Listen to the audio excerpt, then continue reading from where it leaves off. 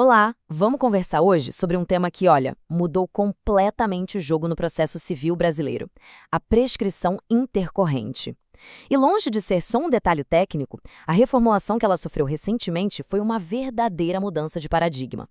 Ela coloca em tensão princípios que são a base de tudo, como a segurança jurídica, a efetividade da execução e a famosa razoável duração do processo. Vamos entender juntos como a gente saiu de um cenário de execuções quase eternas para um modelo que agora impõe um ponto final, e com consequências bem sérias tanto para credores quanto para devedores. E só para a gente ter uma ideia do tamanho do problema e da urgência dessa mudança, vamos começar com este número, 83%. De acordo com o Conselho Nacional de Justiça, essa é a taxa de congestionamento dos processos de execução no Brasil. Pensa bem, de cada 100 processos que existem para satisfazer um direito já reconhecido, 83 simplesmente não andam, ficam parados. É um cenário que, convenhamos, pediu uma atitude drástica do legislador. Para nossa análise fluir bem, a gente vai seguir este roteiro aqui. Primeiro, vamos lembrar como era antes, no paradigma das execuções eternas. Depois, vamos mergulhar na revolução que a Lei 14.195, de 2021, provocou. Na sequência, eu vou detalhar o passo a passo de como funciona o novo rito. E, por fim, a gente discute as questões mais quentes, como aplicar a nova lei, as críticas e, claro, o impacto disso na prática da advocacia. Então, vamos lá, começando pelo começo. Como era a vida antes de 2021? Naquela época, a prescrição intercorrente era um evento raríssimo, quase uma lenda. E por quê? Porque para ela acontecer, dependia-se de um fator super subjetivo e muito difícil de provar: a culpa, ou, no nosso jargão, a famosa desídia do credor. Mas antes de avançar, só para a gente alinhar os conceitos. O que é, afinal, a prescrição intercorrente? Pense nela como uma espécie de sanção que o sistema impõe pela paralisia do processo. É a perda do direito de cobrar uma dívida dentro do processo, que já existe, porque o tempo passou e nada aconteceu. Ela é a materialização de princípios constitucionais importantíssimos, como a segurança jurídica e a razoável duração do processo, justamente para impedir que uma dívida persiga alguém para sempre. E esse regime antigo era, na verdade, uma grande e complexa construção jurisprudencial do STJ, lá no tema repetitivo 568. O coração da discussão era a tal da desídia. Para sequer começar a pensar em prescrição, o credor tinha que ser intimado pessoalmente para dar andamento ao processo e, mesmo assim, ficar parado. Na prática, isso era um obstáculo gigantesco. Qualquer petição pedindo qualquer coisa, mesmo uma busca por bens que já tinha sido feita e não deu em nada, já era suficiente para interromper qualquer contagem de prazo. O foco não era na efetividade, era na conduta do credor. E essa comparação aqui resume a mudança de paradigma de forma perfeita. De um lado, no regime antigo, a gente tinha uma balança tentando pesar a culpa subjetiva do credor. Era quase uma investigação sobre a conduta dele.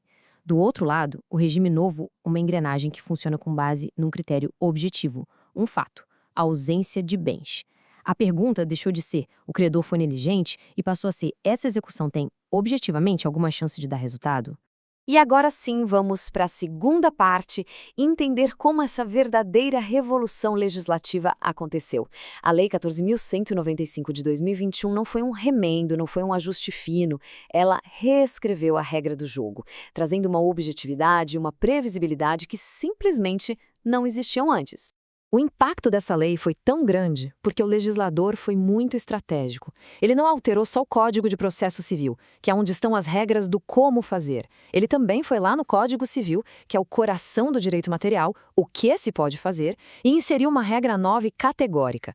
Essa alteração dupla blindou o novo sistema, dando a ele uma força normativa gigantesca. E para quem gosta da parte mais técnica, os pilares dessa mudança estão aqui. O artigo 206A, novinho em folha lá no Código Civil, e principalmente o artigo 921 do CPC, que foi totalmente turbinado. O parágrafo 4º ganhou uma redação nova e clara sobre o início do prazo. E foram adicionados vários outros parágrafos, como o 5º, que é importantíssimo, pois permite ao juiz extinguir a execução de ofício. Juntos, eles criam um microsistema que roda quase no piloto automático. E olha, não tem jeito melhor de resumir essa virada de chave do que com as palavras da ministra Nancy Andrighi do STJ. Num julgamento que foi decisivo sobre o tema, ela cravou: a desídia, a inércia com culpa simplesmente deixou de ser um requisito. A prescrição agora flui com o tempo, ponto. Baseada em um fato objetivo: não encontrar patrimônio. certo? Então vamos para o nosso terceiro ponto para entender passo a passo como funciona esse novo fluxo automático. Como é que o relógio da prescrição é disparado e como ele corre até eventualmente extinguir o processo.